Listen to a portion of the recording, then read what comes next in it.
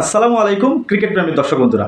সময় মতো একসাথে জ্বলে উঠল সকল টাইগাররা এবং সকল সমালোচনার জবাব দিয়ে সকল সমালোচনাকে পাশ কাটিয়ে শ্রীলঙ্কার বিপক্ষে জয় দিয়ে বিশ্বকাপের যাত্রা শুরু করলো বাংলাদেশ ক্রিকেট টিম।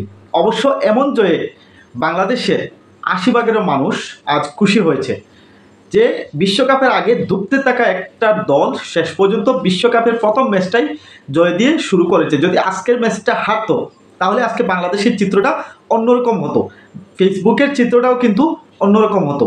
কিন্তু এটাই সত্যি যে দিন শেষে বাংলাদেশ ম্যাচটা জিততে পেরেছে।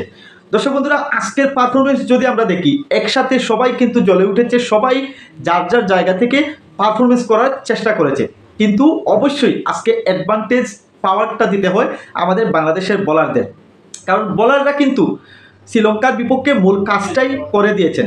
আজকের ম্যাচে প্রথমে টসে জিতে ফিল্ডিংয়ের সিদ্ধান্ত নেয় বাংলাদেশ এবং যেখানে দুর্দান্ত বোলিং দিয়ে শুরু করে, যদিও প্রথম থেকে একটু চড়াও হয়েছিলেন প্রথম নিশাঙ্কা, কিন্তু বেশিক্ষণ লাগেনি বাংলাদেশ প্রথম উইকেট পেতে। প্রথম উইকেটের আঘাত আনেন কিন্তু তাসকিন আহমেদ। আজকে যদি আমরা আমাদের বোলারদের পারফরমেন্স দেখি, সবচেয়ে ভালো বোলিং করেছেন মুস্তাফিজুর রহমান। তিনি 4 ওভারে মাত্র 17 রান দিয়ে 3টি উইকেট নিয়েছেন।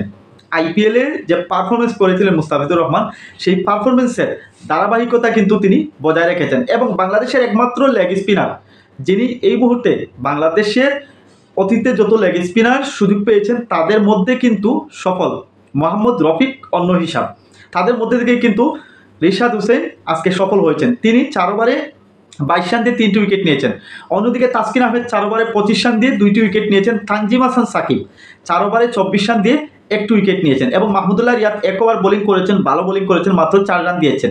কিন্তু আজকে খরচে বোলার ছিলেন সাকিব আল হাসান, যিনি প্রথম ওভার এবং লাস্ট ওভার ব্যতীত মাঝামাঝি ওভারে কিন্তু তিনি বেশি রান দিয়ে ফেলেছিলেন।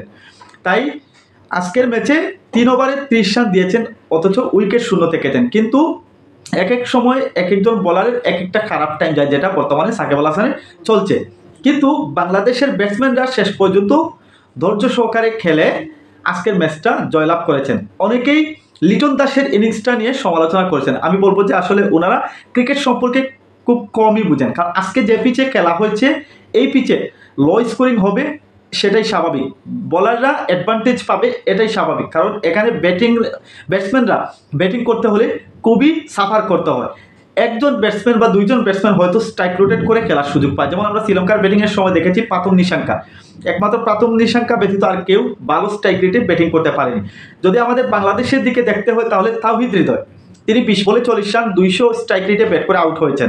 অপর প্রান্তে ছিলেন লিটন দাস, যিনি 38 বলে 36 রান করেছেন। কিন্তু এখানে 36 রানটা ইম্পর্টেন্ট না, ইম্পর্টেন্ট ছিল লিটন দাস 38টা বল ক্রিজে ছিলেন, মানে এক প্রান্ত আগলে রেখেছিলেন। আর এই ম্যাচে এই ধৈর্যটা থাকার প্রয়োজন ছিল, কারণ শুরুতেই তানজিদ হাসান তামিম এবং সৌম্য সরকারের উইকেটটা চলে যায়। কিন্তু সৌম্য সরকারকে নিয়ে সমালোচনা করা যায়, কারণ আজকে এইরকম শট দিয়ে শুরু করাটা নিতান্তই বোকামি ছিল।